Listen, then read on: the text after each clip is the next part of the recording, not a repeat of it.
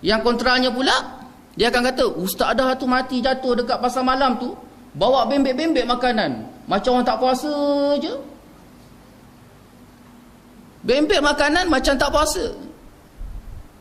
Kerana kematian itu di mana-mana. Itu yang bermain di dalam benak saya. Saya menangis bukan kerana kematian dia, tapi kerana takutkan mati daripada Allah SWT, amalan dan persiapan yang tidak ada. Itu yang pertama. Kemudian berjalan dah satu demi satu perjalanan pengurusan jenazah beliau, sampai seorang ustaz daripada Bukit Aman, dia kata, saya nak ambil tanggungjawab semua sekali, daripada pengurusan jenazah, kapan dia mandi dan sebagainya, sampailah kepada van dia, ke mana nak dihantar jenazah dia, kami akan hantar, siap. Kami tanggung, Bukit Aman tanggung, Polis Bukit Aman tanggung. Jadi bila siap saja jenazah, terus dihantar ke Bukit Lancung, rumah mak beliau, mak mentua saya.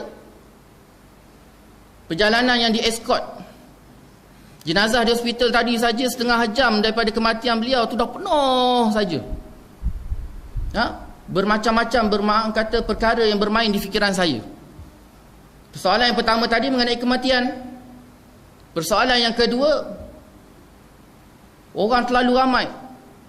Kemudian Bukit Aman pula ambil tugas untuk menguruskan jenazah dia. Lepas tu jenazah beliau dihantar ke Bukit Lancung dalam keadaan escort.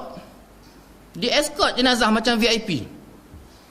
Sampai saja di sana, orang tu ramai sangat di halaman rumah. Semayang jenazah daripada lepas asar sampai maghrib, bertukar bersilir ganti semayang solat jenazah. Bersilir ganti. Sampailah malam lepas maghrib saja terus kebumikan jenazah. Satu lagi perkara yang membuatkan timbul persoalan dalam diri saya. Sampai saja mayat di liang lahat, nak dimasukkan, berikan kutipan terakhir pada ahli waris. Yang masuk, yang pertama masuk dalam liang lahat tu, dalam lubang kubur tu. Yang pertama orang yang gali kubur. Masuk yang kedua, anak dia yang pertama berusia 15 tahun. Masuk orang yang ketiga, anak lelaki dia yang berusia 14 tahun. Mungkin tuan-tuan lebih arif tentang perjalanan pengurusan jenazah sebab kubur. Ini biasa saya dah tahu masalah tuan-tuan. Tapi biasanya saya, kalau saya duduk kat seorang di antara tempat pengurusan jenazah yang paling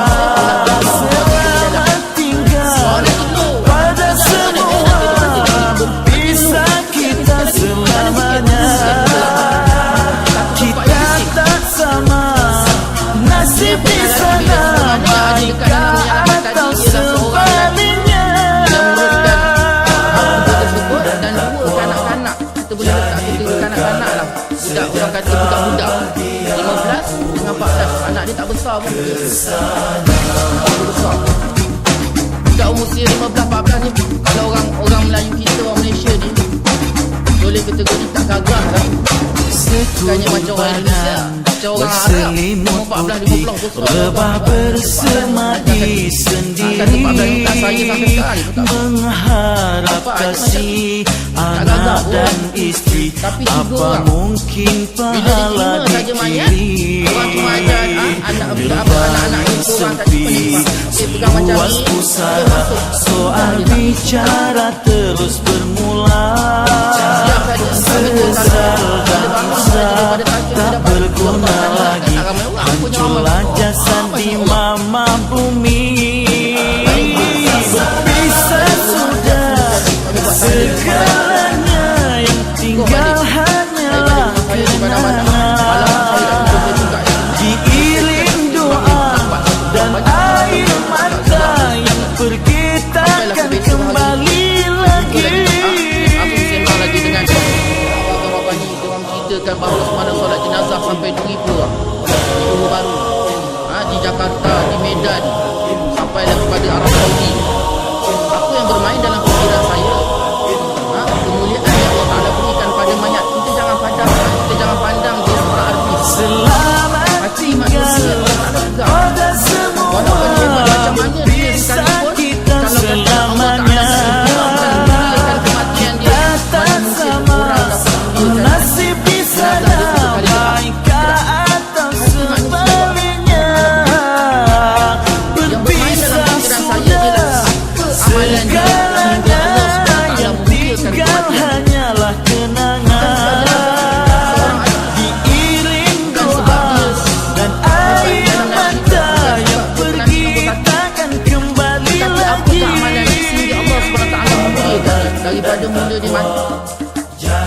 mana kita ketahui bahawa dia mati, sebelum mati dia sebut nama Allah.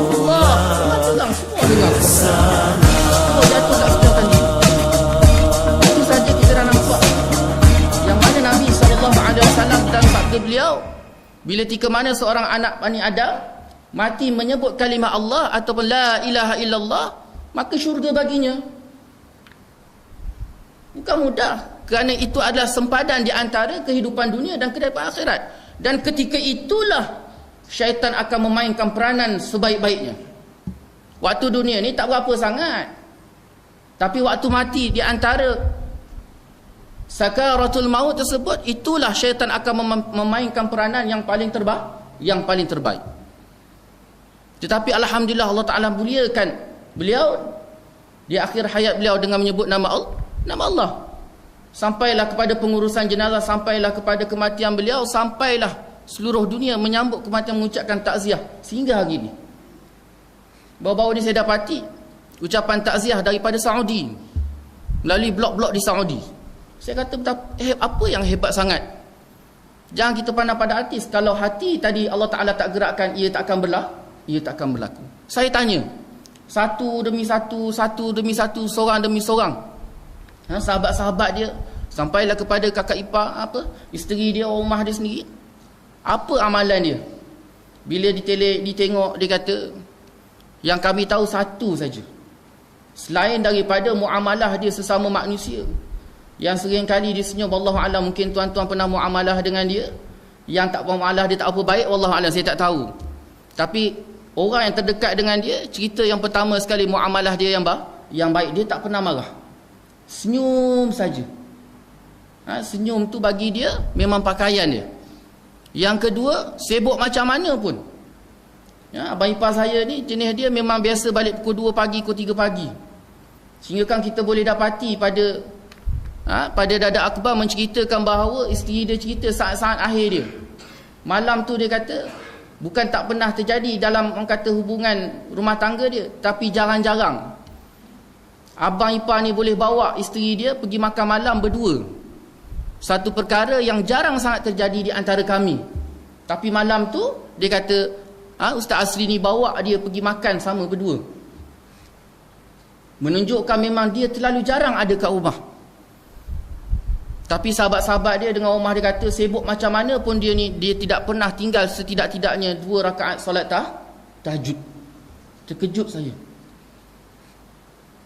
Sibuk macam mana pun solat sunat tahajud 2 rakaat dia tak akan tinggal. Selain daripada muamalah yang baik sesama manusia, tahajud dengan Allah Subhanahu Wa Taala itu adalah kunci kejayaan bagi kehidupan seseorang. Selebihnya wallahu alam. Sama ada Allah Taala letak ke dalam syurga ataupun ke dalam neraka, itu hak Allah. Tetapi setidaknya pintu kematian ataupun pintu penghidupan dia yang akan datang, Allah Subhanahu Wa Taala telah tunjukkan satu perkara yang sangat baik. Apa yang dapat kita kongsi daripada kematian beliau? Yang pertamanya, usia tidak memandang pada wajah seorang. Bila-bila tika mana dia nak datang, dia akan datang. Saya takut. Terus terang saya takut. Yang keduanya mengenai perjalanan kematian dia. Dia yang dah mati terus. Kita yang hidup ni tak tahu macam mana keadaan kematian kita. Itu sebabnya bila tika mana Allah Subhanahu Wa Taala menyediakan kesempatan, memberikan kesempatan itu, kita gunakan dengan sebaik mungkin. Bila tika mana seseorang tadi menggunakan kesempatan tersebut dengan sebaik mungkin, maka ketika itu dia ada di antara hamba-hamba Allah Subhanahu Wa Taala yang bersyukur di atas segala nikmat-nikmat yang Allah Subhanahu Wa Taala berikan kepadanya. Hadirin hadirat muslimin muslimat yang dirahmati oleh Allah Subhanahu Wa Taala, kembali balik. Itu yang saya nak sampaikan, itu yang saya nak ikatkan. Allahumma barik lana fi Rajab wa Sya'ban.